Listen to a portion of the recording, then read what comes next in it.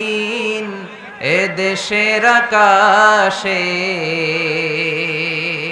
কালিমার পতাকা উড়বে, সেদিন সবাই খোদাই বিধান পে দুঃখ বেদনা ভুলবে। ঠিক কিনা? আমরা আল্লাহর বিধান চাই, আল্লাহর জমিনে আল্লাহর বিধান কায়েম হোক, বাস্তবায়িত হোক। আল্লাহ এটার জন্য দু চোখ দিয়ে আমরা দেখে মরতে পারি। আল্লাহ তুমি তৌফিক দান করো। আজকের প্রোগ্রামে আপনারা যারা উপস্থিত হয়েছেন, আমি সবাইকে আন্তরিক শুভেচ্ছা এবং অভিনন্দন জানাতে চাই। অনেক দূর দূরান্ত থেকে আমার মা বোনেরা মহিলা প্যান্ডেলে বসেছেন। মাগরিবের আগেই শুনেছি প্যান্ডেল প্যাকড ছিল। ভাইদের প্যান্ডেলও মাগরিবের পরপরই প্যাকড।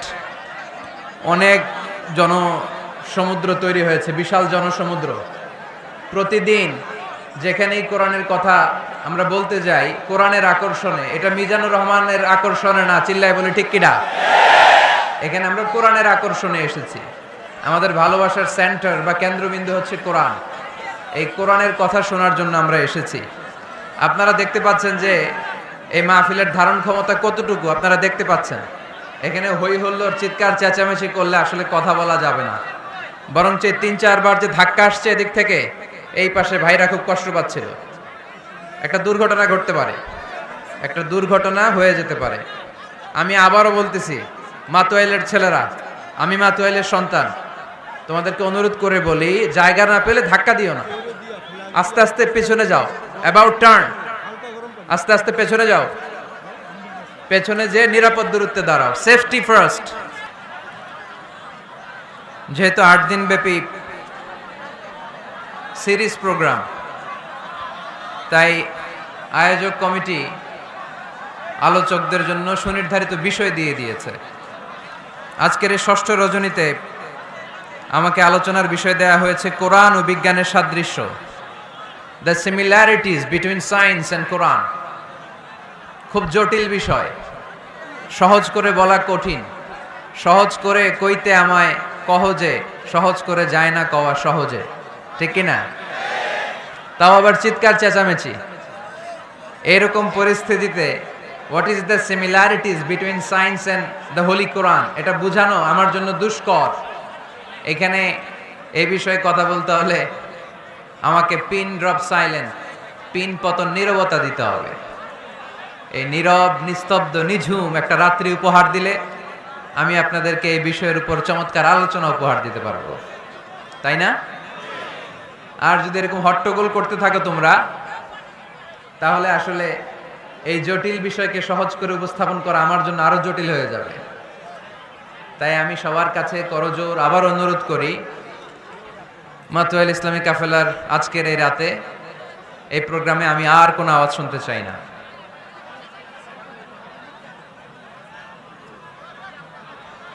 একেবারে নীরব, একেবারে। মাশাআল্লাহ, এবার ঠান্ডা হয়েছে অনেকটা, ঠিক আছে। আওয়াজ করো না, নিজেই ঠিক হয়ে যাও, অন্য কি কিছু বলার দরকার নেই, কোনো আওয়াজ নাই।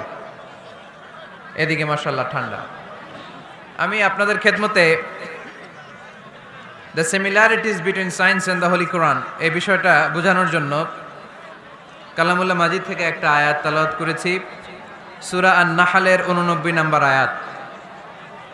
এই আয়াতে আল্লাহ তাআলা ইরশাদ করছেন, ওয়া নাযালনা আলাইকাল কিতাবা তিবয়ানান লিকুল্লি শাই। নবী হে, আমি এই কিতাবটাকে মানে কোরআনটাকে আপনার কাছে নাজিল করেছি সব জিনিসের ব্যাখ্যা হিসেবে, ওয়া হুদাও, হেদায়েত হিসেবে, ওয়া রাহমাতাও, রাহমা হিসেবে, ওয়া বুশরা লিল মুসলিমিন, আর মুসলমানদের জন্য সুসংবাদ হিসেবে। এই কোরআনে আমাদেরকে জান্নাতের সুসংবাদ দিয়েছে কে? আমরা সবাই জান্নাতে যেতে চাই কি চাই না? আমরা এখানে যেমনি একত্রিত হলাম, আল্লাহ জান্নাতেও যেন আমরা একত্রিত হতে পারি, তুমি তৌফিক দাও। আবার এই কোরআনে রহমত আছে না নাই? কোরআনের তাফসীর যখন হয়, কোরআনের আলোচনা যখন হয়, কালামুল্লাহ মাজিদ থেকে তেলাওয়াত যখন হয়, বিশ্বাসীরা যদি চুপ করে সে তেলাওয়াত, সে তাফসীর শুনে, তাহলে রহমতের বারিধারা আকাশ থেকে নাজিল করে কে? রব্বুল আলামিন বলেন, ওয়া ইযা কুরিআল কুরআনু ফাসতামিউ লাহু ওয়া আনসিতু লাআল্লাকুম তুরহামুন। যখন তোমাদের সামনে কোরআনের তেলাওয়াত করা হয়, কোরআন থেকে বর্ণনা দেওয়া হয়, কোরআনের তাফসীর করা হয়, কান দুটো খরগোশের কানের মতো খাড়া করে মনোযোগ দিয়ে ওই আলোচনা শোনো আর একেবারে চুপচাপ থাকো, তাহলে তোমাদের উপর রহমত নাজিল করবে কে? তাহলে কোরআন আমাদের জন্য সুসংবাদ আমরা পেলাম। আবার কোরআন আমাদের জন্য রহমত, mercy, blessings and the bounties from our lord, এটাও পেলাম। এরপরে আল্লাহ বললেন হুদা, কোরআন আমাদেরকে হেদায়েত দেয়। কি দেয়? কোরআনে সব কিছু আছে। কোরআনে ইতিহাসের কথা আছে, তাই বলে কি এটা ইতিহাসের বই? কোরআনে সমাজ বিজ্ঞানের কথা আছে, তাই বলে এটা সমাজ বিজ্ঞানের বই? কোরআনে নবীদের অনেক মজার মজার গল্প আছে, তাই বলে এটা কি গল্পের বই? কোরআনে বিজ্ঞানেরও কথা আছে, তাই বলে কি এটা বিজ্ঞানের বই? না, এটা হেদায়েতের বই। এটা কিসের বই? The holy Quran Leeds the way, পথ দেখায়। The holy Quran guides us to the right sense of direction, কোন দিকে যেতে হবে এটা দেখায়। এটা হুদাল্লিল মুত্তাকিন, এটা মুত্তাকিনদের জন্য পথ প্রদর্শনকারী। তো আজকের এই মাহফিলের শুরুতে যে মেসেজটা আপনাদের কাছে ড্রপ করতে চাই সেটা হচ্ছে কোরআন এটা হেদায়েতের কিতাব। এটা কিসের কিতাব? সবাই বলেন কিসের কিতাব? এটা গাইড দেয় যারা মুত্তাকি তাদেরকে। কোরআনের শুরুতেই আল্লাহ তাআলা এই বিষয়টা আমাদের কাছে ক্রিস্টাল ক্লিয়ার করেছেন, স্পষ্ট করে বলেছেন, যালিকাল কিতাব লা রাইবা ফি হুদাল লিল মুত্তাকিন। This is the book, the most authentic and original and reliable book ever in the world. There is no doubt in it and a guidance to those who are muttaqin. এটা এমন বই যে বইয়ে কোনো ভুল নাই। এই বইয়ে কোনো ভুল আছে? আওয়াজ করে বলেন, কোরআনে কোনো ভুল আছে? কোনো সন্দেহ আছে?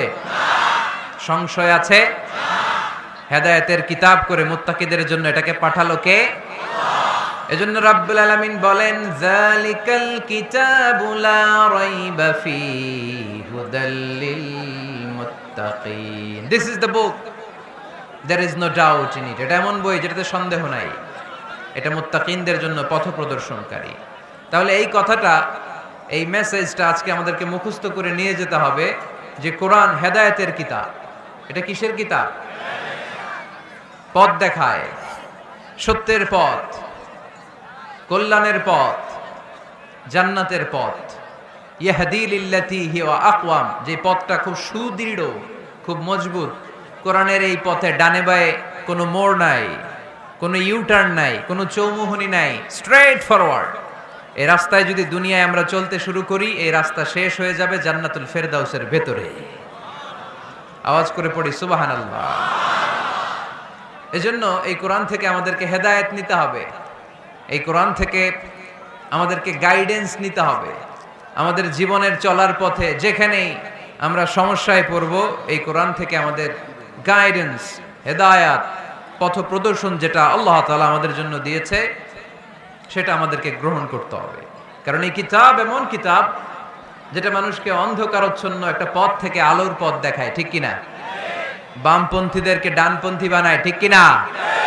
রব্বুল আলামিন বলেন, আলিফ লাম রা, কিতাবুন আনজালনাহু ইলাইকা লিতুখরিজান নাসা মিনাল যুলুমাতি ইলান নূর। Muhammad, I've revealed this book in order to lead the mankind out of darkness into the light.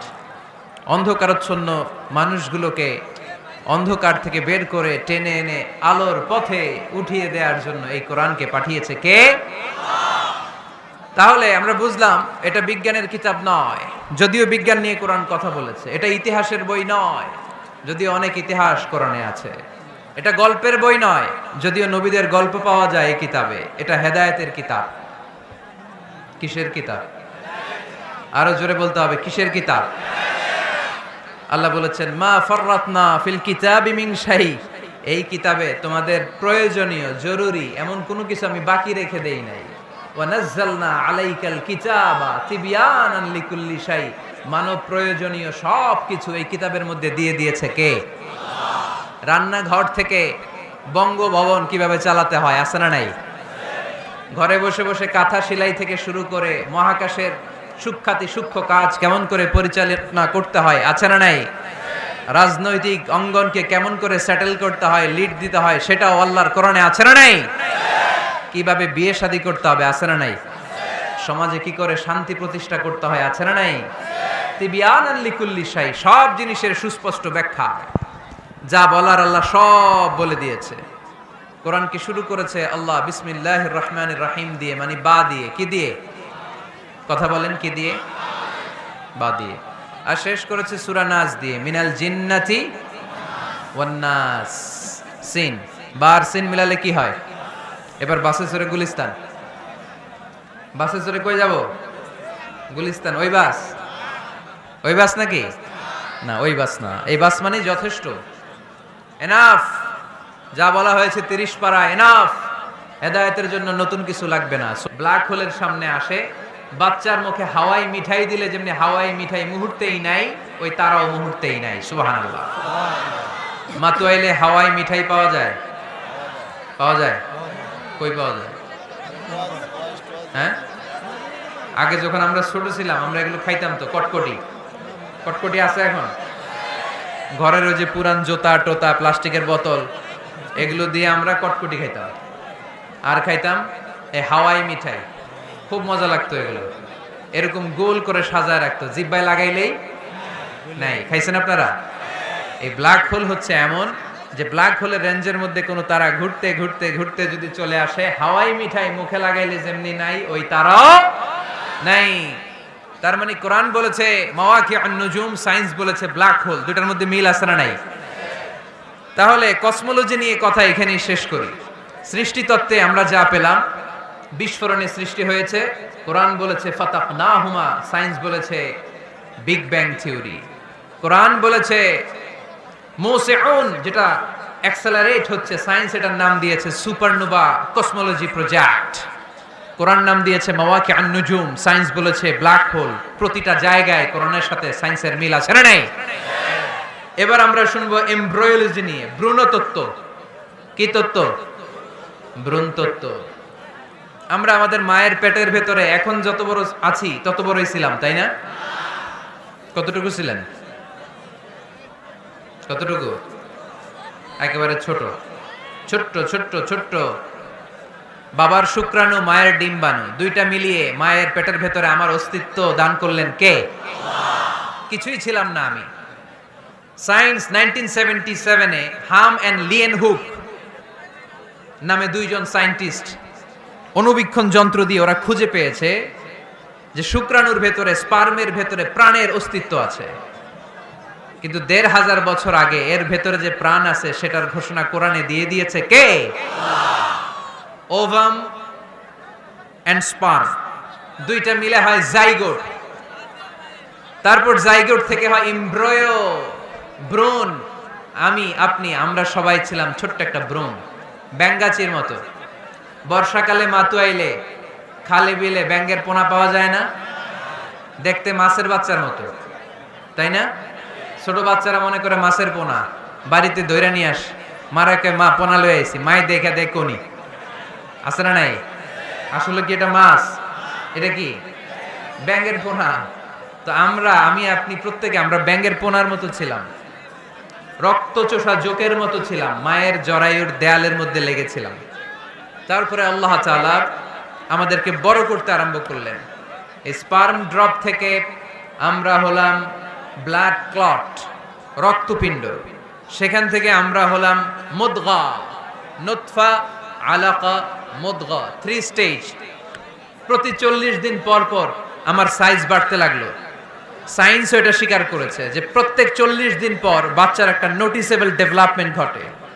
আল্লাহ রাসূল সাল্লাল্লাহু আলাইহি ওয়াসাল্লাম বলেছেন ইন্না খালকাকুম ইউজমাউ ফি বাতনি উম্মিহি 40 ইয়াওমা, প্রতি 40 দিন পর তোমার মায়ের পেটের ভেতরে তোমার সাইজ একটু বড় করা হয়। চিল্লায় পড়ি আল্লাহু আকবার। তারপরে তুমি নুতফা থাকো, নুতফা থেকে তুমি আলাকা হও, আলাকা থেকে মুদগা, স্টেপ বাই স্টেপ রক্তপিণ্ড। তারপরে আমি হয়ে যাই গোশতপিণ্ড। ওই গোশতের ভেতরে আল্লাহ তাআলা আমার স্কেলিটন দেয়, কঙ্কাল। তারপরে কঙ্কালের চারদিক দিয়ে গোশত দিয়ে আমাকে আল্লাহ প্রস্তুত করে।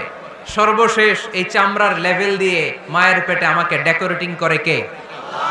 وَلَقَدْ خَلَقْنَا الْإِنسَانَ مِنْ سُلَالَةٍ مِنْ طِينٍ ثُمَّ جَعَلْنَاهُ نُطْفَةً فِي قَرَارٍ مَكِينٍ ثُمَّ خَلَقْنَا النُّطْفَةَ عَلَقَةً فَخَلَقْنَا الْعَلَقَةَ مُضْغَةً فَخَلَقْنَا الْمُضْغَةَ عِظَامًا فَكَسَوْنَا الْعِظَامَ لَحْمًا ثُمَّ أَنشَأْنَاهُ خَلْقًا آخَرَ فَتَبَارَكَ اللَّهُ أَحْسَنُ الْخَالِقِينَ পড়েন না আল্লাহু আকবার।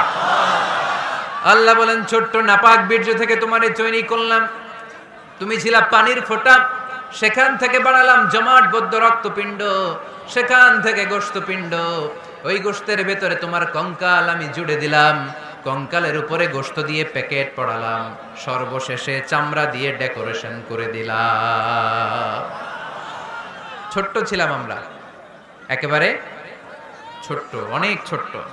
আস্তে আস্তে আমার হাত গজালো, আমার পা গজালো, আমার হেয়ারিং সিস্টেম চালু হলো, আমার রেসপিরেটরি সিস্টেম চালু হলো, আমার ডাইজেস্টিভ সিস্টেম চালু হলো, আমার স্টোমাক হলো, আমার ব্লাড সার্কুলেশন শুরু হলো, আমার হার্টের দুইটা পার্টিশন হলো, আল্লাহ রুহের ফুৎকার দিলেন, আমি মানুষ হয়ে দুনিয়ায় আসলাম। কোন সুবহানাল্লাহ। দুইটা পার্টিশন করে দিলেন। আর এই পাম্প মেশিন আমার মায়ের পেটের ভেতরেই চালু করে দিলেন কে? এক মুহূর্তের জন্য যদি এই পাম্প মেশিনটা বন্ধ হয়ে যায়, মুহূর্তে আমারে ঠুস বানায় দিবে কে? আরে মানুষ রঙিন ফানুস দম ফুরাইলে তবু তো ভাই কারোরই নাই একটুখানি। আরে মানুষ রঙিন ফানুস, রঙিন ফানুস, আরে মানুষ। আল্লাহু আকবার। দুইটা জিনিস আল্লাহ দেয়, রুহু দেয় আর ফেরেশতা দেয়। কি দেয়? রুহু দেয় আর ফেরেশতা দেয়। মানুষ যখন মরে যায় দুইটাই চলে যায়, রুহুটাও চলে যায়, ফেরেশতাও চলে যায়, ঠিক কিনা? আমাদের কাঁধে ফেরেশতা আছে না নাই? দুই কান্দে ছিল যে তোমারে দুইজনা পাহারা, তোমারে একলা থুইয়া পালাইছে তাহারা, তোমার আট কুঠুরি নয় দরজা বন্ধ এবার হলো রে, হলো মুখে আল্লাহ রসুল সবে বলো, ও মুখে আল্লাহ রসুল সবে বলো, দুয়ারে আইসাছে পালকি নায়রে গাও তো হলো রে, তোলো মুখে আল্লাহ রসুল সবে বলো, ঠিক কি না? রুহুর ফুৎকার যখন মায়ের পেটে দিলেন, হার্টবিট চালু হয়ে গেল, অলিন্দ নিলয়। বাংলায় কি বলে? ইংরেজিতে সিস্টলিক এন্ড ডায়াস্টলিক। ধপ ধপ ধপ করে আমার এই হার্টের পার্টিশন থেকে ধপ ধপ করে আমি যে পৃথিবীতে এসেছি এটা জানান দিল কে? এই প্রক্রিয়ায় আল্লাহ আমারে বানালেন। এই যে এতগুলো মাস মায়ের পেটের ভেতরে ছিলাম, পৃথিবীর কেউ আমারে খাবার দিতে পারছে? চিকিৎসা করতে পারছে? যে কবিরাজ আমারে খাবার দিলেন, অক্সিজেন দিলেন, ওই কবিরাজের নাম কি? আল্লাহ। 7 মাস আল্লাহ বললেন ফি যুলুমাতিন সালাস, 3টা প্যাকেটের ভিতরে তুমি ছিলা। কোরআন বলে কয়টা প্যাকেট? জোরে বলেন, সবাই বলেন কয়টা? কোরআনের ভাষ্য মতে 3টা প্যাকেট। মডার্ন সায়েন্সও তাই বলেছে, 3টা প্যাকেট। প্রথম প্যাকেটের নাম প্লাসেন্টা, ইংরেজিতে বলে প্লাসেন্টা। এটা হচ্ছে ফুল, বাচ্চা বেরো আর কিছুক্ষণ পরে মায়ের জরায়ের ওখান থেকে একটা ফুল বেরিয়ে আসে, এইটার প্যাকেটে ছিলাম। প্যাকেট বানাইছিল কে? 2 নম্বর প্যাকেটের নাম ওম, মায়ের জরায়ু, জরায়ুর প্যাকেটের ভিতরে ছিলাম। 3 নম্বর হচ্ছে আমার মায়ের পেট, হার বেলি, এই পেটের প্যাকেট। 3টা প্যাকেটের ভিতরে ফি করারিম মাকিন, গোপনতম প্রকোষ্ঠে আমাকে মায়ের পেটের ভেতর থেকে পৃথিবীতে বের করে দিল কে? কত ক্ষুদ্র ছিলাম, সেখানে আমি বিজয়ী হয়েছি, ঠিক কিনা? এই যে লাম, তারা প্রমাণ করেছে যে অণুবীক্ষণ যন্ত্র দিয়ে তারা দেখেছে 1 ফোঁটা বীর্যের ভেতরে 20 কোটি শুক্রাণু যদি না থাকে, তাহলে ওই ফোঁটা শুক্রাণু থেকে মায়ের গর্ভে কোনো সন্তান জন্মলাভ করে না। কয় কোটি? আমি ওই 20 কোটি শুক্রাণুর একটা, আপনি ওই 20 কোটি শুক্রাণুর একটা, ঠিক কিনা? তার মানে মহা একটা যুদ্ধ হয়েছিল তখন ডিম্বাণুর ভেতরে আঘাত করার জন্য। সেই যুদ্ধে 19,99,99,999 শুক্রাণুকে পেছনে ফেলে ওই খেলায় চ্যাম্পিয়ন হয়েছিলাম আমি। চিল্লায় বলেন ঠিক কিনা? ওই দিন মায়ের পেটে যে আমার অস্তিত্বের জানান আমি দিয়েছিলাম, তখন আমার হাত ছিল নাকি? পা ছিল? দাদা ছিল? দাদি ছিল? টাকা ছিল? ব্যাংক ব্যালেন্স ছিল? কিছুই ছিল না। তখন আমি বিজয়ী হয়েছি। তখনও যখন আমি বিজয় লাভ করতে পেরেছি, এই দুনিয়ার বুকে এসেও আমাদের বিজয় কেউ ঠেকায় রাখতে পারবে না। চিল্লায় বলেন ঠিক কিনা? আমরা বিজয় করতে এসেছি, যাই করব আমরা ভালোভাবে করব, এটা ইসলামের শিক্ষা, ঠিক কিনা? কাজ ছোট হোক বড় হোক, ভালো করলে সওয়াব আছে না নাই? যে কোনো কাজ করো না ভাই, যে কোনো কাজ করো, তা যেন হয় সবার চেয়ে সবচেয়ে সুন্দর। যে কোনো কাজ করো না ভাই, যে কোনো কাজ করো, তা যেন হয় সবার চেয়ে সবচেয়ে সুন্দর। হোক না সেটা পড়ালেখা, রঙের ভাষায় ছবি আঁকা, হোক না সেটা সামান্য কাজ কিংবা মহত্তর, তা যেন হয় সবার চেয়ে সবচেয়ে সুন্দর। আলহামদুলিল্লাহ পড়ে। কাজ ছোট হোক কিংবা বড় হোক, ওটা ভালো করে করতে বলছে কে? ভালো করে করলে ওই কাজে বরকত দিবে কে? কাজে কোনো লজ্জা আছে? শ্রমে কোনো লজ্জা আছে? চাকরি ব্যবসায় কোনো লজ্জা আছে? লজ্জা অলসতায়। লজ্জা কিসে? মাতোয়াইলের ছেলেরা মনে থাকবে, কাজে লজ্জা পাওয়া যাবে। Never under estimate any job, big or small. ছোট হোক বড় হোক, কোনো চাকরিকে নাক ছিটকানো যাবে না। কাজ করে বেঁচে থাকতে হবে, এটাই ইসলামের শিক্ষা, ঠিক কিনা? তাহলে এই এমব্রায়োলজির এই সংক্ষিপ্ত পরিসরের যে আলোচনা, এটাতে আমরা বুঝলাম সায়েন্স যা বলেছে তার সবটুকুন কোরআনের সাথে মিল আছে না নাই? কোনো অমিল আছে? যদি কোনো অমিল তারা খুঁজে পায়, দে হ্যাভ টু ওয়েট। সায়েন্সের কি করতে হবে? অপেক্ষা করতে হবে। কারণ শুরুতে যা বলেছে এটা মনে রাখতে হবে কিন্তু, কারণ সায়েন্সের মূল থিওরি, সায়েন্সের কোনো থিওরি ফাইনাল না। আর কোরআনের মূল থিওরি, কোরআন যাই বলেছে তার সবটাই ফাইনাল। চিল্লায় বলো ঠিক কিনা? এবার দেখি হিউম্যান অ্যানাটমি নিয়ে কোরআন আমাদেরকে কি শুনিয়েছে। কোরআন আমাদেরকে শুনিয়েছে যে আমাদের দেহের প্রতিটা অঙ্গের ব্লু প্রিন্ট আল্লাহর কাছে আমাদের যে আমলনামা সেখানে আছে না নাই? আয়াহসাবুল ইনসানু আল্লান নাজমা'a 'ইযামা বালা কাদিরিনা আলা আন নুসাউমিয়া বানানা।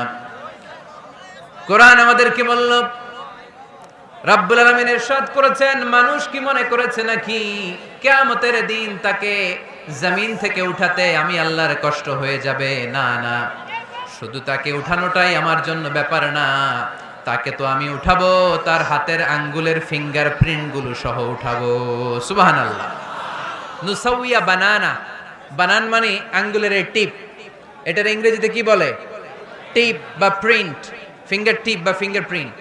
যারা সিগনেচার করতে জানে না তারা কি দেয়? টিপ সই দেয় কি দেয় না? 1880 সালের আগে মানুষ জানতোই না এখানে যে টিপ আছে একটা, আমার এই আঙ্গুলের ফিঙ্গার প্রিন্টের সাথে এইটা মিলে না, এটার সাথে এটা মিলে না, এটার সাথে এটা না, এটার সাথে এটা না, এটার সাথে আবার এটা মিলে না, হাতের গুলার সাথে আবার পায়ের গুলা মিলে না।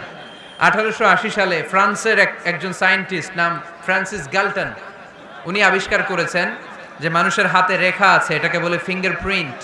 একটা রেখার সাথে আরেকটা রেখার কোনো মিল নাই। আবার পায়ের যে রেখা, এটাকে আবার ফিঙ্গারপ্রিন্ট বলে না, ওটার বলে ফুটপ্রিন্ট। ওটার কি বলে? শ্রীলঙ্কায় একটা পাহাড় আছে, তো ওরা বলে ওইখানে আদম আলাইহিস সালামের ফুটপ্রিন্ট আছে, পায়ের ছাপ।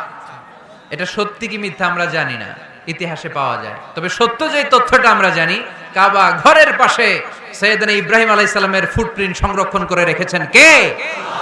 ওয়াত্তাখিযু মিন মাকামি ইব্রাহিম মুসাল্লা। সাইয়েদনা ইব্রাহিম ওই পাথরের উপর দাঁড়িয়ে কাবা ঘর নির্মাণ করতেন। যতটুকু ওঠা লাগতো এসকালেটরের মতো, লিফটের মতো উপরে উঠে যেত।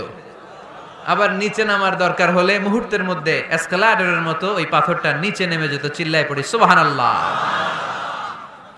আবার প্রাণীদের সংখ্যা শনাক্তকরণের জন্য এই ফুটপ্রিন্ট লাগে। যেমন সুন্দরবনে বা অ্যামাজন জঙ্গলে বাঘ কয়টা আছে গুনতে হবে, বাঘ শুমারি হয়। আমাদের হয় আদমশুমারি, আমাদের কি হয়? আর আমাদের সুন্দরবনে কি হয়? বাঘ শুমারি। তো বাঘ গুনবে কিভাবে? কাছে যে এমনি গুনবে, বাঘ মামা 1, বাঘ মামা 2, বাঘ মামা 3, আর বাঘ আপনারা ছেড়ে দিবে নাকি? এমনি গনে? ওখানে আসলে বাঘ মামার কাছে যাওয়া যায় না, তাহলে খবর আছে। ওখানে বাঘের পায়ের ছাপ দেখে বাঘসুমারি হয়, কারণ একটা বাঘের পায়ের ছাপের সাথে আরেকটা বাঘের পায়ের ছাপের কোনো মিল না। কারিগরটার নাম কি? ফ্রান্সিস গ্যালটন 1880 সালে আবিষ্কার করলেন যে একটার সাথে আরেকটার মিল নাই। 1880 সালের আগে পৃথিবীর কেউই জানতো না এই জায়গায় এই কারিশমাস, কেউ জানতো? কিন্তু 1400 বছর আগে কোরআনের মধ্যে বলে দিয়েছে কে? আয়াহসাবুল ইনসানু আল্লান নাজমা ইযামা বালা কাদিরিনা আলা আন নুসাউইয়া বানানা। মানুষ কি মনে করেছে নাকি মানুষ মরে যাবে, হাড়গোড় পচে যাবে, তারে আমি উঠাতে পারবো না, আর তোরে তো আমি উঠাবোই, তোর ফিঙ্গারপ্রিন্ট সহকারে উঠাইয়া দেব। এখন সব জায়গায় এটা লাগে। সিম যারা কিনতে যান, সিম গ্রামীণের সিম কিনতে গেলে লাগে না? এটাকে বলে বায়োমেট্রিক অথেন্টিকেশন। সিম কিনতে লাগে, ইমিগ্রেশন পাস করবেন ফিঙ্গারপ্রিন্ট লাগে, এম্বাসিতে লাগে, ব্যক্তি শনাক্তকরণের জন্য। কিরে ভাই, এই পিছন থেকে ধাক্কা দিচ্ছ তোমরা এখনো না? আর আসবো না তাইলে, মাতো এলে আমি আসবো না। এরকম দেখলো তার বাংলাদেশে আসবো না আমি। এরকম প্রতিদিন কষ্ট দিলে আমাদের পক্ষে সম্ভব না। প্লিজ এরকম করো না। তোমাদেরকে কোরআনের জন্য ভালোবাসি, একটু দাঁড়াও, কয়েক মিনিটের মধ্যে আমি শেষ করে দিচ্ছি। তাহলে ফিঙ্গারপ্রিন্টের ব্যাপারে সায়েন্স যা বলেছে আর কোরআন যা বলেছে কোনো অমিল আছে? নাই। এরপর আল্লাহ যে উঠাবেন, মিনহা খালাকনাকুম ওয়া ফিহা নুঈদুকুম ওয়া মিনহা নুখরিজুকুম তারাতান উখরা। মাটি থেকে বানালাম, মাটি থেকে তোমাদেরকে তৈরি করলাম, মাটির কবরে তোমাদেরকে শুইয়ে দিলাম, আবার মাটির কবর থেকে হাসরের মাঠে আমাদেরকে তুলে ফেলবেন কে? এখন এই যে মাটির ভেতরে আমরা রইলাম, মাটির ঘরে আমরা থাকলাম, পচে গেলাম, মরে গেলাম, কিভাবে উঠাবে? আল্লাহ রাসূল সাল্লাল্লাহু আলাইহি ওয়াসাল্লাম বললেন কিভাবে তোমাদেরকে উঠাবে শোনো। মজার ঘটনা, খেয়াল করে শুনেন। আল্লাহ রাসূল সাল্লাল্লাহু আলাইহি ওয়াসাল্লাম বললেন, সহিহ মুসলিমের বর্ণনা, ইন্না ফিল জাসাদি আযমান লা তাআকুলুহুল আরদু আবাদান ওয়া মিনহু ইউরাক্কাবুল খালকু কুল্লুহু ইয়াউমাল কিয়ামা। আল্লাহ রাসূল বললেন, নিশ্চয়ই প্রত্যেক মানুষের, প্রত্যেক প্রাণীর দেহের মধ্যে একটা ছোট হাড় আছে। কি আছে? হাড় বা হাড্ডি। লা তাআকুলুহুল আরদু আবাদা, মাটি কখনো ওই হাড্ডিটারে খেতে পারে না। ওয়া মিনহু ইউরাক্কাবুল খালকু কুল্লুহু ইয়াউমাল কিয়ামা, কিয়ামতের দিন ওই হাড্ডিকে বেসিক ধরে সবগুলো মানুষকে দাঁড় করায় দিবে কে? সাহাবারা জিজ্ঞেস করলেন, আইয়ু আযমিন ইয়া রাসূলুল্লাহ, ও আল্লাহর হাবিব, ওই হাড্ডিটার নাম কি? আমাদের জানতে বড় মনে চায়। বিশ্বনবী বললেন, হাড্ডিটার নাম হলো আজবুয জানাব। আজবুয জানাব ইংরেজিতে বলে কক্সিক্স। ইংরেজিতে কি বলে? ডাক্তার হবা কে কে? হাত তোলো। ডাক্তার হতে চাও দেখি কে কে? মাতোয়েলের ছেলেরা এদিকে ডাক্তার নাই, তোমরা পুলিশের লাঠি চার্জ বাহিনীতে যোগ দিও। যে ধাক্কা ধাক্কি শিখছো তোমরা, তোমরা পুলিশের লাঠি চার্জের একটা উইং থাকে না, ওইখানে চাকরি নিয়া কোপায় ফেলবা একেবারে পিটায়া, যেই ধাক্কা ধাক্কি করতেছো কোরআনের মাহফিলে। তাহলে ডাক্তার হবা কারা কারা দেখি? মাশাআল্লাহ, মাশাআল্লাহ। আল্লাহ তোমাদেরকে বড় ডাক্তার হওয়ার তৌফিক দান করুক। হাত নামাও। আজকে বাসায় যে লিখবা কক্সিক্স, এই কক্সিক্স এটাকে আরবিতে বলে, সহিহ মুসলিম শরীফের হাদিস, আজবুয জানাব। আমাদের যে শির দ্বারা আছে না নাই, এটারে বলে মেরুদণ্ড, ডাক্তারি ভাষায় স্পাইনাল কর্ড। এই স্পাইনাল কর্ডের একেবারে নিচে ট্রায়াঙ্গেল, ত্রিভুজ আকৃতির 3 কোণার একটা ছোট্ট হাড্ডি আছে। কয় কোণা? 3 কোণা। এটা প্রাণীরও আছে, আমাদেরও আছে। হিন্দুরা যখন শ্মশানে মানুষ পোড়ায়, গোশত, হাড্ডি, রক্ত সব পুড়ে যায়, কিন্তু ওই ট্রায়াঙ্গেল কক্সিক্স পুড়ে না। আমাদেরকে কবরস্থানে যখন শুইয়ে দেয়া হয়, আমাদের হাত পা মাটিতে খেয়ে ফেলে, সব জীর্ণ শীর্ণ হয়ে যায়, পচে যায়, গলে যায়, কিন্তু শিরদাঁড়ার নিচে ট্রায়াঙ্গেল, ত্রিভুজ আকৃতির যে হাড্ডির কণা, যেটার নাম কক্সিক্স, ওইটা কখনো পচে। কিয়ামতের দিন ওই কক্সিক্স থেকে, ওইটাকে বেসিক অফ দ্য বেসিক্স ধরে আমাদেরকে উঠায় দিবে কে? এজন্য আল্লাহ বললেন, মিনহা খালাকনাকুম ওয়া ফিহা নুঈদুকুম ওয়া মিনহা নুখরিজুকুম তারাতান উখরা। মাটি থেকে বানালাম, মাটির কবরে শুইয়ে দিলাম, আবার মাটির কবর থেকে তোমাদেরকে দাঁড় করাবে কে? তাহলে আজবুয জানাব কোরআনের ভাষা, হাদিসের ভাষা, বিজ্ঞানের ভাষা হচ্ছে কক্সিক্স। মিল আছে না নাই? চিল্লায় বলতে হবে, মিল আছে না নাই? কি কষ্ট হচ্ছে আপনাদের? আরো 2-1 মিনিট শুনবেন? শুনবেন? তাহলে তাকবীর পড়েন, লিল্লাহে তাকবীর, লিল্লাহে তাকবীর, লিল্লাহে তাকবীর। তাহলে হিউম্যান অ্যানাটমি নিয়ে আমরা সায়েন্সের ভাষ্য আর কোরআনের ভাষ্য যা শুনেছি, মিল আছে না নাই? এবার আমরা ফিজিক্স নিয়ে শুনবো। ফিজিক্স মানে কি? পদার্থবিদ্যা। পদার্থের অনেক গুরুত্বপূর্ণ একটা এলিমেন্ট হচ্ছে লোহা। লোহা চিনি আমরা। এই মাইকে লোহা আছে না নাই? লোহা ছাড়া মাইক বানানো যায়, বাড়ি বানানো যায়, গাড়ি বানানো যায়, ক্যামেরা বানানো যায়, মোবাইল বানানো যায়, প্লেন বানানো যায়, কম্পিউটার বানানো যায়। লোহা ছাড়া কিছুই হয় না, ঠিক কি না? যেহেতু লোহা ছাড়া কিছুই হয় না, এই জন্য লোহার নামে আল্লাহ কোরআন একটা সূরাই দিয়ে দিলেন। সুবহানাল্লাহ বাড়িতে গিয়ে বললেন। ওই সূরাটার নাম আরো জোরে, মাশাআল্লাহ, আল হাদিদ। আল্লাহ বললেন, ওয়া আলান্না লাহুল হাদিদ, ও দাউদ তোমার জন্য লোহারে আমি নরম বানিয়ে দিলাম। ফিহি বাসুন শাদীদ ওয়া মানাফিউ লিন-নাস ওয়া আনজালনাল হাদিদা ফিহি বাসুন শাদীদ ওয়া মানাফিউ লিন-নাস। আমি লোহাকে আকাশ থেকে নাজিল করলাম, লোহার ভেতরে রয়েছে অনেক শক্তি। মানাফিউ লিন-নাস, মানুষের জন্য উপকার। এই লোহা দিয়ে নানান ধরনের জিনিস বানানোর কৌশল আমাদেরকে শিখালো কে? এই ছেলে, রাইট। এই চিল্লাচিল্লির মধ্যে পারা যাবে? হাদিদ মানে লোহা। হাদিদ মানে কি? লোহা। আল্লাহ বললেন, খেয়াল করে শুনেন। এই যে মাশাআল্লাহ, ঠান্ডা। হ্যাঁ, এবার ঠিক আছে, এরকম থাকো। লোহা, সূরার নাম হাদিদ, লোহা। ওয়া আনজালনাল হাদিদ, লোহাকে আমি নাজিল করেছি। এই আয়াত থেকে বোঝা গেল লোহা পৃথিবীর উপাদান না। চাচা, ওয়া আনজালনাল হাদিদ, লোহাকে আমি নাজিল করেছি। আকাশ থেকে বৃষ্টি নাজিল করে কে? এই কোরআনকে নাজিল করছে কে? নাজিল কি উপরের থেকে হয় না নিচ থেকে? তার মানে ওয়া আনজালনাল হাদিদ, লোহাকেও আল্লাহ এইভাবে নাজিল করছে। কোরআন যেমনি উপর থেকে নিচে, ফ্রম আপ টু ডাউন, বৃষ্টি যেমনি উপর থেকে নিচে, তেমনি লোহাকেও উপর থেকে নিচে নাজিল করেছে কে? কোরআনের এই আয়াত থেকে বোঝা যায় লোহা পৃথিবীর উপাদান নয়, লোহা নিশ্চয়ই বাইরে থেকে এসেছে। সায়েন্স বর্তমান সময়ে এটাই বলছে, চিল্লায় কোন সুবহানাল্লাহ। সায়েন্স বলছে লোহার একটা মলিকিউল তৈরি করতে যে টেম্পারেচার বা তাপ লাগে, এটা পৃথিবী তো দূরের কথা, সূর্যের ভেতরেও নাই। 1 কোটি ডিগ্রি সেলসিয়াসের তাপমাত্রা ছাড়া লোহার কোনো অণু পৃথিবীতে তৈরি হওয়া সম্ভব না। চিল্লায় বলো ঠিক কিনা?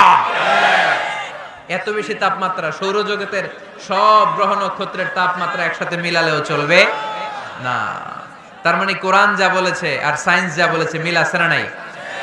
এরপরে কোরআন পাহাড়ের ব্যাপারে বলেছে, ওয়া জাআলনাল জিবালা আওতাদা, আমি পাহাড়গুলোরে পেরেকের মতো জমিনে ঢুকিয়ে দিয়েছি। সুবহানাল্লাহ। তাহলে পাহাড়কে আল্লাহ তাআলা পেরেকের সাথে তুলনা করলেন। কিসের সাথে? পেরেক চিনেন? সবাই চিনেন? মাতোয়াইলে আছে পেরেক। কি করে পেরেক দিয়ে? কাঠের ভিতরে ঠুকে না, দেয়ালে ঠুকে। তাহলে আল্লাহ পাহাড়গুলোরে বললেন পেরেক। আচ্ছা, পেরেক যখন আমরা কাঠের ভিতরে ঢুকাই, পুরো পেরেকটা কাঠের ভিতরে ঢুকে যায়, উপরে শুধু কি থাকে? মাথাটা থাকে, ঠিক কিনা? তার মানে আমরা যে পাহাড় দেখতে পাচ্ছি এটা পাহাড়ের মাথা। পুরো পেরেক যেমনি কাঠের ভিতরে, পুরো পাহাড়টা আছে মাটির ভিতরে। চিল্লায় পড়ি আল্লাহু আকবার। জমিনে আমরা দৃশ্যমান এই পৃথিবীতে খালি চোখে যে পাহাড় দেখতে পাই, এটা আসল পাহাড় না, এটা পাহাড়ের মাথা। যেমনি পেরেক যখন কাঠের ভিতরে ঢুকে দেই, পুরো পেরেকটা কাঠের ভিতরে ঢুকে যায় কি যায় না? পেরেক নিয়ে যখন আমি হাতুড়ি দিয়ে মারলাম, পুরো পেরেকটা কই যায়? কাঠের ভিতরে, যায় না? তার মানে খালি চোখে যে পাহাড় দেখি, এটা পেরেকের মাথা যেমনি একটু দেখা যায়, এটা পাহাড়ের মাথা। আসল পাহাড় মাটির ভেতরে, উপরে যদ্দূর দেখা যায় তার কমসে কম 10 গুণ পাহাড় মাটির ভিতরে রেখে দিয়েছে কে? এজন্য আল্লাহ উপমাটা, মেটাফরিকটা এইভাবে দিলেন, ওয়া জাআলনাল জিবালা আওতাদা, এই পাহাড়কে, মাউন্ট এভারেস্টকে, আলাস্কা পর্বতমালাকে, আল্পস পর্বতমালাকে, এই গারো পাহাড়কে এই কেউকারাডাঙ্গার তাজিংডং বিজয়কে আমি পাহাড়ের মতো জমিনের মধ্যে গেড়ে দিয়েছে, চিল্লায় পড়বো সুবহানাল্লাহ।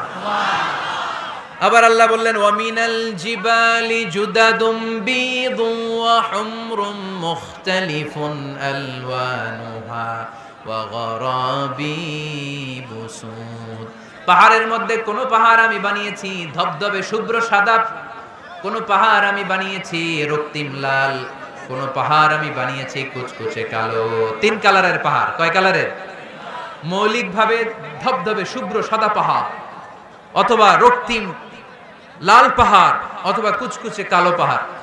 আপনি পৃথিবীর পাহাড়গুলো নিয়ে যদি গবেষণা করেন বিভিন্ন রঙের পাহাড় আপনি দেখবেন। আমি তো পৃথিবীর অনেক জায়গায় পাহাড় দেখেছি। মিশরে আমি তুর পাহাড়ের চূড়ায় উঠেছি। ওখানে যেখানে মুসা আলাইহিস সালামের কাছে আল্লাহ নূরের তাজাল্লি দিয়ে ফোকাস করেছেন, পাহাড়টার নাম তুর পাহাড়। 2 বার আমি উঠেছি এটার চূড়ায়। উঠতে আমার অনেক কষ্ট হয়েছে। ওখানে উঠে ফজরের সালাত পড়ে আমি খেয়াল করে দেখলাম তুর পাহাড়ের আশেপাশের পাহাড়গুলো কোনোটা খয়েরি, কোনোটা কালো, কোনোটা লাল, কোনোটা ধূসর। আল্লাহু আকবার। এক এক পাহাড়কে এক এক রং দিয়ে তৈরি করলো কে? পৃথিবীতে চায়না নামে একটা দেশ আছে না? চায়না একটা শহর আছে গানজু। কি নাম? আজকে যে গুগল করবা the গানজু city located in China, চায়নাতে অবস্থিত গানজু শহরে একটা পাহাড় আছে। এই পাহাড়ের নাম রেইনবো মাউন্টেন। কি নাম? মানে রংধনুর পাহাড়। রংধনুর কয় রং? সবাই কন আরো জোরে। 7 রং না? আমরা ছোটবেলায় মুখস্থ করতাম বেনিয়া সহকলা, বেনিয়া সহকলা। এই 7 রঙের পাহাড় ওখানে দেখা যায়। এক জায়গায় 7 রঙের পাহাড়। সুবহানাল্লাহ কইতে পারলেন না? মজা করে বানালো কে? সুনানে তিরমিজি আর মুস্তাদরাকে হাকিম, মুসনাদে আহমদ ইবনে হাম্বলের হাদিস। আল্লাহ যখন পৃথিবী বানালেন, এই পৃথিবীটা ঘোরার পাশাপাশি কাঁপাকাঁপি শুরু করে দিল। এই পৃথিবীর কাঁপাকাঁপি বন্ধ করার জন্য রব্বুল আলামিন পৃথিবীর মধ্যে পাহাড় গেড়ে দিলেন। 7টা tectonic plate, 7 tectonic plates creates the mountain range on earth. 7টা টেকটনিক প্লেট আল্লাহ দিলেন। পৃথিবী সৃষ্টি করার পরে পৃথিবী কাঁপে। আল্লাহ পাথর দিয়ে পেরেক মারলেন, পৃথিবী আর কাঁপে না। সুবহানাল্লাহ কোন? ফেরেশতারা দেখে তো অবাক। ফেরেশতারা বলে আল্লাহ পাহাড়ের এত শক্তি, পাহাড় গেড়ে দিলেন পৃথিবীতে আর পৃথিবী কাঁপে না। হাল মিন খালকিকা আশাদ্দু মিনাল জিবাল। আল্লাহ আপনার সৃষ্টির মধ্যে পাহাড়ের চেয়ে শক্তিশালী কি কিছু আছে? আল্লাহ বললেন নাআম, আছে। আল হাদিদ, লোহা। লোহা পাহাড়ের চেয়ে শক্তিশালী, কারণ লোহা পাহাড়ে মারলে পাহাড় ভেঙে যায়। ঠিক কিনা? ফেরেশতারা আরো অবাক, লোহা এত শক্তিশালী।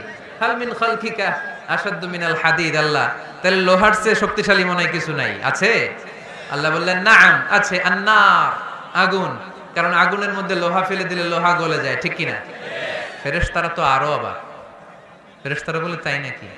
আগুন এত শক্তিশালী, তো হাল মিন খালকিকা আশাদ্দু মিনান নার। আল্লাহ আপনার সৃষ্টিতে আগুনের চেয়ে শক্তিশালী কিছু আছে? আল্লাহ বলে আছে। আলমা, পানি, কারণ আগুনের মধ্যে পানি ঢাললে আগুন পাওয়া যায়।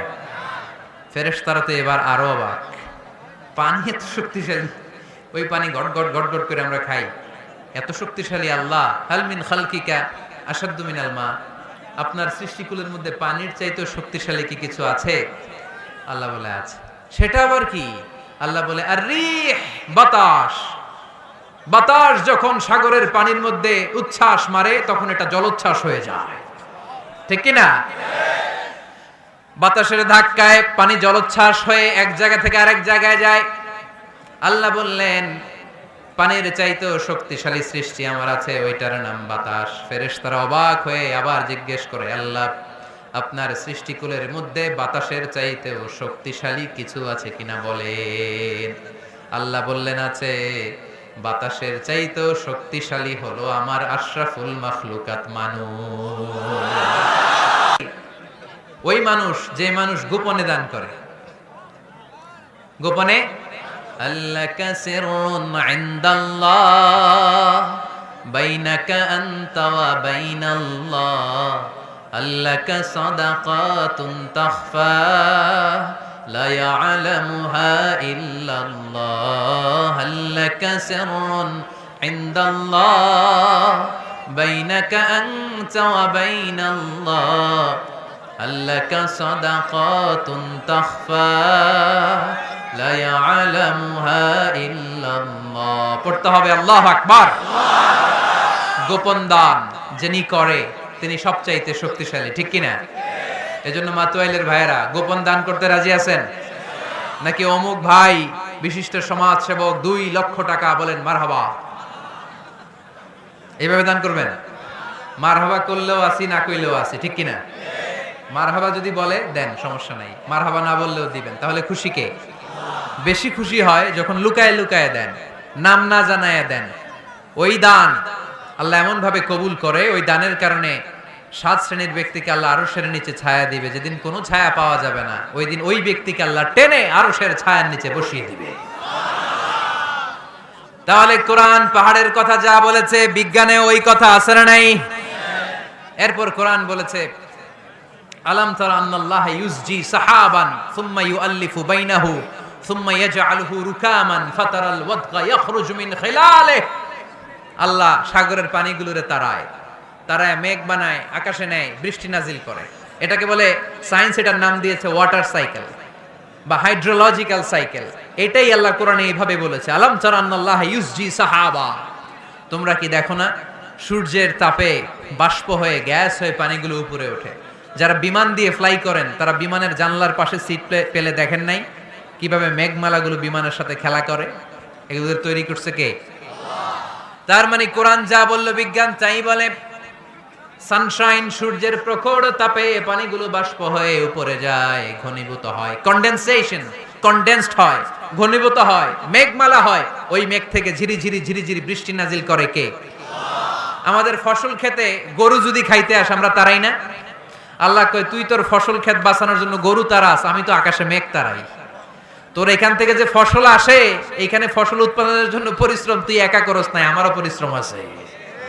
তুই দুনিয়ার জমিনে ছাগল তাড়িয়ে দিস, মেঘ তাড়িয়ে দিস, আমি আল্লাহর আদেশে আকাশের মেঘগুলো আমি তাড়িয়ে তোর ক্ষেতের উপরে, ফসল ক্ষেতের উপরে নিয়ে বৃষ্টি নাজিল করে আমি সবুজ শ্যামল ফসল ক্ষেত দিয়েছি।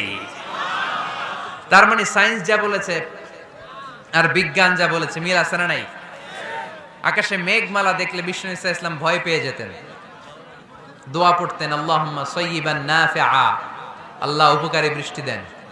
বৃষ্টি দেখলে, মেঘ দেখলে আল্লাহ রাসূল পেরেশান, একবার ঘরের ভিতরে আরেকবার বাইরে, একবার ভিতরে আরেকবার বাইরে। আম্মা জান বলতেন ইয়া রাসূলুল্লাহ আকাশে মেঘ দেখলে আপনি পেরেশান হন কেন? আল্লাহ রাসূল কেঁদে কেঁদে বলতেন আয়েশা আমি জানি না এই বৃষ্টি আর তুফান থেকে মদিনায় সজীব শ্যামল ঘাস লতা পাতা জন্মাবে নাকি এর মধ্যে থেকে বজ্রপাত এসে আমাদের পাপের কারণে আল্লাহ মদিনাটারে জ্বালিয়ে দিবে, আমি জানি না। আমরাও যে আকাশে মেঘমালা দেখি, আমরা কি জানি এটা কি রহমতের মেঘ না আযাবের মেঘ? জানি আমরা। তারপরও বৃষ্টি আসলে আমাদের গান আছে না নাই? বৃষ্টি আসলে দেখবেন গান লাগায় দেয়। বৃষ্টি পরে টাপুর টুপুর, ওই কয় পায়ে দিয়ে সুনান্নপুর, সব মুখস্থ। এগুলো করা যাবে না। বৃষ্টি দেখলে দোয়া পড়তে হবে আল্লাহুম্মা সাইয়্যিবান নাফিআ, আল্লাহুম্মা আসকিনা গাইসান মুগীসান মারিআন নাফিআন গায়রা দার আজিলান গায়রা আজিল। আল্লাহ এই মেঘমালা থেকে এমন বৃষ্টি দাও যে বৃষ্টি আমাদের জন্য কল্যাণকর, যে বৃষ্টিতে ঘাসলতা পাতা জন্মায়, যে বৃষ্টিতে আমাদের গবাদি পশুর জন্য রিজিক থাকে। কল্যাণকর বৃষ্টি দাও আল্লাহ, ক্ষতিকর বৃষ্টি দিও না, তাড়াতাড়ি দাও, দেরি করো না। চিল্লায় পড়ে না আমিন? কি আবার ঠেলাঠেলি?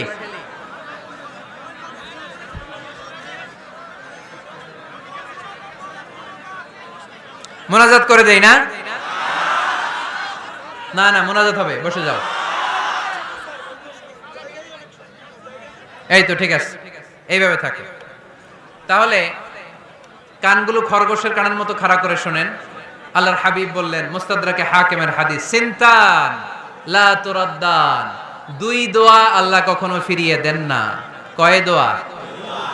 এক হচ্ছে ইনদান নিদা, আজানের পরে যে দোয়াটা করা হয়, আজান আর একামতের মাঝখানে দোয়া, আজানের সময় দোয়া, এই দোয়া আল্লাহ ফিরিয়ে দেয়, একটা গেল। 2 নাম্বার হচ্ছে তাহতাল মাতর, বৃষ্টির নিচে দাঁড়িয়ে দোয়া করলে ওই দোয়া কবুল করে কে? আর আমরা বৃষ্টির নিচে দাঁড়িয়ে আঁকা বাঁকা মেঠো পথে কোন রূপসী হেঁটে যায়, আছে না নাই? বৃষ্টি আসলে আমরা ভাবুক হয়ে যাই, দরজা জানলা বন্ধ করে দিয়ে অনেকে গান বাজনা ছেড়ে দেয়, হিন্দি গান লাগায় দেয়। এই 16ই ডিসেম্বরেও দেখলাম কিছু কপাল পোড়া বাংলা দেশাত্মবোধক গানের পরে হিন্দি গান লাগাই দিচ্ছে। কত বড় ডাকাই, কোথায় কি করতে হবে ওইটাও জানে না। তো এই জন্য বৃষ্টি নাজিল হলে আমরা যেন আল্লাহর কাছে দোয়া করি। বৃষ্টির সময় দোয়া করলে ওই দোয়াটা কবুল করে কে? তাহলে ফিজিক্সের এই পোর্শনে আমরা লোহা নিয়ে কথা বললাম, বায়োলজিক্যাল অ্যাসপেক্ট অফ মাউন্টেইনস, পাহাড় নিয়ে কথা বললাম পানি নিয়ে। এবার আমরা জুলজি নিয়ে কিছু কথা বলে মুনাজাতের দিকে যাব ইনশাআল্লাহ। প্রাণীবিদ্যা, জুলজি মানে কি? প্রাণীর কথা তো আর কোরআনে নাই। প্রাণীর নামে আল্লাহ কোরআন একটা সূরাই দিয়ে দিয়েছে, সূরাতুল আনআম। আবার 5টা প্রাণীর নামে আলাদা আলাদা সূরা আছে না নাই? সূরাতুল বাকারা, বাকারা মানে সূরাতুল ফিল, ফিল মানে সূরাতুন নামাল, নামাল মানে পিঁপড়া। সূরাতুন নাহাল, নাহাল মানে মৌমাছি। সূরাতুল আনকাবুত, আনকাবুত মানে মাকড়সা। 5টা প্রাণীর নামে কোরআনে সূরা দিছে কে? আবার আল্লাহ বললেন ওয়া ইন্না লাকুম ফিল আনআমি লা'iবরাতান নুসকিকুম মিম্মা ফি বুতুনিহি মিন বাইনি ফারথিন ওয়া দামিন লাবানান খালিসান সাইগান লিশ-শারিবিন।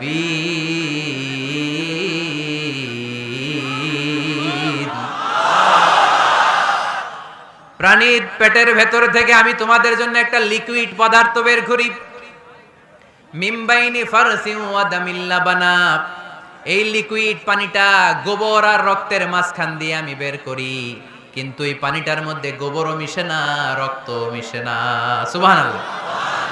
লাবানান খালিসান, এটার নাম ফ্রেশ মিল্ক, এটার নাম সাইগান লিশ-শারিবিন, খেতে খুব সুস্বাদু। সুবহানাল্লাহ পড়েন। মা তো এলে গরু গাবি পালেন নাকি আপনারা? কারা কারা পালেন দেখি? ছাগল পালেন কারা কারা? মা বাআসাল্লাহু নাবিয়্যান ইল্লা রাআল গানাম। এই দুনিয়ায় এমন কোন নবী নাই যে নবী ছাগল চড়ায় নাই। ছাগল চড়ানো নবীর সুন্নাত। সুবহানাল্লাহ কইলেন না? তাহলে মেকানিজমটা দেখেন, what a brilliant mechanism of discharge in milk from animals body. Allah বললেন মিমবাইনি ফারসি ওয়া দামিল লাবানা। ফারস মানে গোবর, ফারস মানে দাম মানে রক্ত, দাম মানে। তাহলে গরুর পেটের এক লাইনে থাকে গোবর, এক লাইনে, আরেক লাইনে রক্ত। গোবরও নাপাক, রক্ত, গোবর খাওয়াও হারাম, রক্ত খাওয়াও। কিন্তু দুই হারামের মাঝখান থেকে, দুই পচা জিনিসের মাঝখান থেকে, দুই বিদঘুটে জিনিসের মাঝখান থেকে দুধ আমাদের জন্য বের করে দেয় কে? মেকানিজমটা দেখছেন? মিমবাইনি ফারসি ওয়া দামিল লাবানা, একদিকে গোবর একদিকে রক্ত, মাঝখান দিয়ে স্বচ্ছ দুধ। সুবহানাল্লাহ পড়েন। এই দুধ এমন একটা খাবার, এটা খেয়ে হজম করতে পারলে আজীবন বেঁচে যাবেন। নিউট্রিশনের যে ইনগ্রেডিয়েন্টস আছে 6টা, পুষ্টি উপাদান 6টাই আছে দুধে।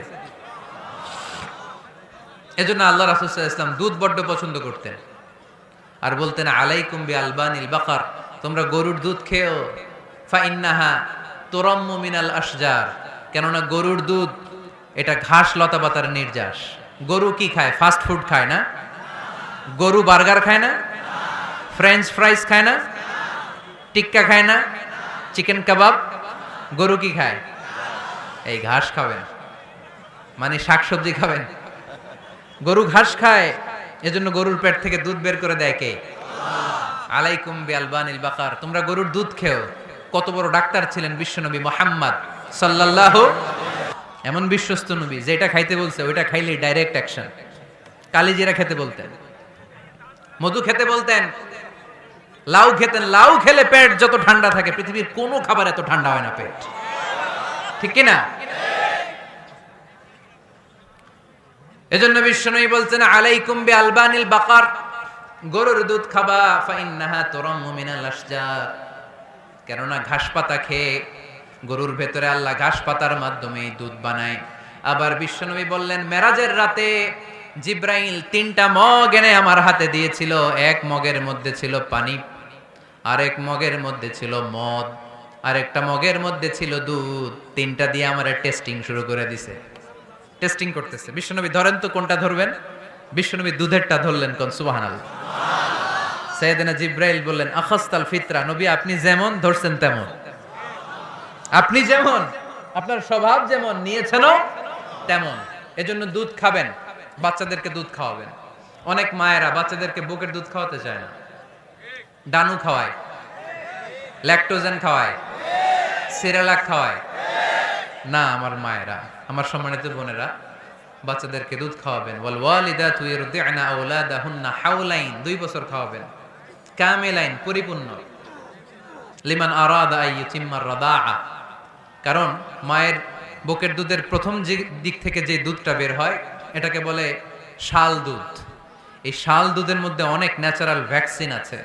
ডাক্তাররা বলেছে বাচ্চাদের ব্রেইন, হাড্ডি শক্ত হওয়া, মেমোরি শার্প হওয়া, উদ্যম আর উজ্জীবিত হওয়ার জন্য, সজীব আচরণের হওয়ার জন্য মায়ের বুকের দুধটা খুবই জরুরি। এটা অবশ্যই খাওয়াবেন। আর এই মায়ের বুকের দুধের ভেতরে আল্লাহ বাচ্চার জন্য প্রথম টিকাটা ফ্রি দিয়ে দিছে। বাচ্চার জন্য কিছু টিকা দেয়া লাগে না, যক্ষা এটা সেটা, প্রথম টিকাটা ফ্রি। প্রথম টিকাটা আল্লাহ দিছে মায়ের বুকের দুধের ভিতরে। এজন্য নিজেরাও দুধ খাবো, বাচ্চাদেরকেও মায়ের বুকের দুধ খাওয়াইতে হবে, ঠিক কিনা? গরুর দুধের ভিতরে অনেক পুষ্টি আছে, হজম করতে পারলে অনেক পুষ্টি। আমরা যেন বেশি বেশি দুধ পান করি, আল্লাহ তুমি তৌফিক দান করো। তাহলে দুধের এই কথা কোরআনে যা আছে, সায়েন্স তাই বলছে। কোরআন বলছে ১,৫০০ বছর আগে, সায়েন্স এখন খালি ঘোষণা দিতেছে বাচ্চাদের দুধ খাওয়ান, গরুর দুধ খান, এটাতে উপকার আছে। তার মানে এই প্রাণীকুলের ব্যাপারে প্রাণীবিদ্যার যে তথ্য, কোরআন আর বিজ্ঞান মিল আছে না নাই? এরপরে কোরআন বলেছে মধু খাও। وَأَوْحَى رَبُّكَ إِلَى النَّحْلِ أَنِ اتَّخِذِي مِنَ الْجِبَالِ بُيُوتًا وَمِنَ الشَّجَرِ وَمِمَّا يَعْرِشُونَ ثُمَّ كُلِي مِنْ كُلِّ الثَّمَرَاتِ فَاسْلُكِي سُبُلَ رَبِّكِ ذُلُلًا يَخْرُجُ مِنْ بُطُونِهَا شَرَابٌ مُخْتَلِفٌ أَلْوَانُهُ فِيهِ شِفَاءٌ لِلنَّاسِ إِنَّ فِي ذَلِكَ لَآيَةً لِقَوْمٍ يَتَفَكَّرُونَ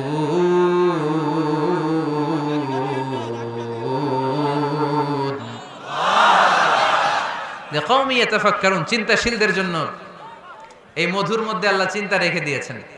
আওহা রব্বুকা ইলান নাহাল, আল্লাহ মধুরে মেসেজ পাঠাইছে। আমরা মোবাইলে কি পাঠাই? এই মেসেজ আমার মোবাইলে আসে, আমার বন্ধু আমারে পাঠাইলে আরেক জায়গায় যায়, শুধু আমিই জানবো। মৌমাছির আল্লাহ যেটা পাঠাইছে এটা মৌমাছি বুঝতে পেরেছে। আনিত্তাখিদি, আল্লাহ অর্ডার করার সময় নারী মৌমাছিকে বলেছে, এটা মুয়ান্নাসের সিগা। আপনারা যারা আরবি জানেন, আলেম ওলামা ইকরাম যারা এসেছেন তারা জানেন ইত্তাখিজ এটা মুযাক্কার, পুরুষের জন্য। ইত্তাখিদি মুয়ান্নাস, নারীদের জন্য। আল্লাহ মৌমাছিকে যখন বলেছেন মৌচাকের বাসা বাঁধো, তখন আল্লাহ পুরুষ মৌমাছিরে বলে নাই, বলছে নারী মৌমাছিকে। কোন মৌমাছিকে? কার্ল ভন ফ্রেশ নামে একজন অস্ট্রিয়ান বিজ্ঞানী, এই সায়েন্টিস্ট গবেষণা করে দেখেছে মৌচাকের বাসার মধ্যে পুরো মৌমাছির সব কার্যক্রমের প্রধান যে থাকে এটা পুরুষ মৌমাছি না, এটা নারী মৌমাছি। সুবহানাল্লাহ, এত আসতে। অস্ট্রিয়ান এই সায়েন্টিস্ট একটা বই লিখেছে, দ্য ডান্সিং বিজ, কিভাবে ফাসলুকি সুবুলা রব্বিকি যুলুলা। এইখানে মৌচাক আর মধু আনতে যায় 5 মাইল দূরে, এরপরে আবার এই রাস্তাটা চিনে মৌমাছি যে আসে ওরে রাস্তা চিনায় দেয় কে? আল্লাহ সিক্রেট মেসেজ দিয়ে বললেন ইত্তাখিদি, ঘর বানাও। আওহা রাব্বুকা ইলান নাহলি আন ইত্তাখিদি বাইতা, উপরে ঘর বানাও, মিনাল জিবালি বুয়ুতা, পাহাড়ে বানাও, গাছের মগ ডালে বানাও যাতে পোলাপানরা ঢিল মারতে না পারে। কাছাকাছি নিচু জায়গায় মৌচাকের বাসা হলে পোলাপানরা কি করে? মধ্যে খাওয়ার জন্য ঢিল মারে না? আল্লাহ দেখেন কিভাবে সিক্রেট মেসেজ দিল যে নিচে তুমি তোমার মৌচাকটা করো না, উপরে বানাও। আর আমার দেখা পথ অনুযায়ী তুমি মধু নিয়ে আসো। এটাকে বলে ফ্লাওয়ার নেক্টার, পুষ্পরস। মধু এত ভালো কেন? এর কারণ মৌমাছি যখন পুষ্পরস বা ফ্লাওয়ার নেক্টার সে নিয়ে আসে, সে ফলের রস আনে, সে ফুলের রস আনে, সে বনাজি গাছ থেকে আনে, ঔষধি গাছ থেকে আনে, হার্বাল ট্রি থেকে আনে। এজন্য মধুর চেয়ে ঔষধি গুণ সম্পন্ন কোন ন্যাচারাল লিকুইড পানীয় পৃথিবীতে আবিষ্কার হয় না। চিল্লায় এখন সুবহানাল্লাহ। ফাসলুকি সুবুলা রব্বিকি যুলুলা, এগোতে থাকো। তারপরে মধুগুলোকে নিয়ে বাসার মধ্যে রাখো। এই আয়াত থেকে প্রমাণ হয় পুষ্পরস সংগ্রহ করে মধু এটাকে খেয়ে ফেলে, এমন না মুখ দিয়ে এনে মৌচাকে রেখে দেয়, না, এটা খেয়ে ফেলে। খেয়ে পেটের ভেতরে একটা চেম্বার আছে, আলাদা একটা চেম্বার, ওইখানে এনজাইম দিয়ে এটাকে সমৃদ্ধ করে। তারপর একটা টিউব আছে এটার পেছনে, টিউব দিয়ে মৌচাকের ভেতরে মধুকে পৌঁছে দেয় আমাদের জন্য। কোন সুবহানাল্লাহ। এই অস্ট্রিয়ান সায়েন্টিস্ট উনি গবেষণা কইরা অপারেশন করে মৌমাছি কেটে দেখতে পেল মৌমাছির পেটের ভিতরে একটা পাকস্থলী না আমাদের মতো, ওর পেটের ভিতরে আল্লাহ দুইটা পাকস্থলী দিয়েছে। একটা তার নিজের খাবারের পাকস্থলী, আর একটা আমাদের জন্য যে মধু এনে এটাকে এনজাইম লিকুইড দিয়ে সমৃদ্ধ করবে, ওইটার জন্য আরেকটা পাকস্থলী। চিল্লায় পড়তে হবে আল্লাহু আকবার। এজন্য মধু খেতে রাজি আছেন তো? বিষ্ণু ঈসা ইসলাম ফ্রেশ মধু খেতেন, দুর্গন্ধযুক্ত মধু বিশ্বনবী সাল্লাল্লাহু আলাইহি সাল্লাম কখনো খেতেন না। আর বিষ্ণু ঈসা ইসলাম বলতেন আলাইকুম বিশিফা আইন, তোমরা দুইটা শিফা নাও। কোরআনে এই মেসেজটা খেয়াল রাখবেন, কোরআনে কালামুল্লাহ মাজিদে দুইটা বিষয়ের ক্ষেত্রে আল্লাহ শিফা শব্দ যোগ করেছেন। এক হচ্ছে স্বয়ং কোরআনের ক্ষেত্রে আল্লাহ বলেছেন এটাতে আছে শিফা, আর মধুর ক্ষেত্রে বলেছেন মধুতে দিয়েছি আমি শিফা। এজন্য বেশি বেশি মধু খাওয়ার দরকার আছে না নেই? কত ধরনের মধু যে পৃথিবীতে পাওয়া যায়, ব্ল্যাক হানি, হোয়াইট হানি, ক্রিমড হানি, অর্গানিক হানি, এগুলো খুঁজে খুঁজে খাবেন। আজকে মধু খাইছেন কে কে? দেখি হাত তোলেন। মাশাআল্লাহ, আমিও খেয়ে আসছি আপনাদের সাথে। প্রতিদিন মধু খাইতে হবে শীতকালে। আজকে শীত পড়ছে না অনেক, মধু খেয়ে যদি আপনি কাজ শুরু করে দেন, শীত বাবাজি আপনার কাছে আসতে পারবে না। বিষ্ণু ঈসা ইসলাম মধু খেতে আমাদেরকে উৎসাহিত করেছেন। তার মানে এমন বিশ্বস্ত নবী আমার, যেটা খেতে বলেছেন এটা খেলে আমাদেরকে সুস্বাস্থ্য দান করবে কে? তার মানে প্রাণীবিদ্যায় আমরা কোরআন থেকে যে তথ্য পেয়েছি, এই তথ্যের সাথে বিজ্ঞানের তথ্যের মিল আছে না নাই? কোনো অমিল আছে? কিন্তু বিজ্ঞান যদি কোনো অমিল খুঁজে পাওয়া যায়, বিজ্ঞানী বাবাজিদের কি করতে হবে? কি করতে হবে? They have to wait unless they get their final discoveries, the latest and modern invention. তাদের নতুন ইনভেনশন যতক্ষণ না আসে বসে থাকতে হবে, কারণ তোমাদের কথা ফাইনাল না। বিজ্ঞানের সবচেয়ে বড় থিওরি যে বিজ্ঞানের কোনো থিওরি ফাইনাল না, আর কোরআনের সবচেয়ে বড় থিওরি কোরআন যাই বলেছে তাই মনে থাকবে। এজন্য আজকের এই সংক্ষিপ্ত আলোচনা থেকে আমরা বুঝতে পারলাম যে বিজ্ঞান আর কোরআনে কোনো অমিল নেই, আছে শুধু মিল। আমরা আজকে কসমোলজি নিয়ে শুনেছি, মানে সৃষ্টি তত্ত্ব, কিভাবে সৃষ্টি হলো মহাবিশ্ব। এমব্রয়োলজি নিয়ে শুনেছি, কিভাবে আমরা তৈরি হয়েছি, ভ্রূণ তত্ত্ব। হিউম্যান অ্যানাটমি, আমার দেহের নাট বল্টু কোথায় কি আছে। শুনেছি ফিজিক্স নিয়ে, পদার্থবিদ্যা। শুনেছি জুওলজি নিয়ে, প্রাণীবিদ্যা। এই 5টা পয়েন্টে সংক্ষিপ্ত পরিসরে যা আপনাদেরকে শোনালাম, আরো অনেক আছে, scientific indications, natural phenomena and cosmic symbols. এই 5টাতে আজকে আমরা সায়েন্সের আলোকে প্রমাণ করে দেখাতে পেরেছি যে কোরআনে আর বিজ্ঞানে কোনো অমিল নেই, আছে শুধু সাদৃশ্য। চিল্লায় বলো ঠিক কি না? এজন্য কোনো কিছু যদি বিজ্ঞানী ভাইয়েরা অমিল পান, ওয়েট, বসেন, রিল্যাক্স, চা খান, ঠান্ডা মাথায় চিন্তা করেন, আরো গবেষণা করেন, যে এটা অমিল পাইছেন, গবেষণা বেশি বেশি করলে ওইটা অমিল পেয়ে যাবেন। ঠিক কিনা? এজন্য বিজ্ঞানের আবিষ্কার যত বাড়বে, কোরআন বোঝা তত সহজ হবে, ততই সহজ হবে। বিজ্ঞান যত আগাবে, ততই কোরআনের দিকে সেজদায় লুটিয়ে পড়বে।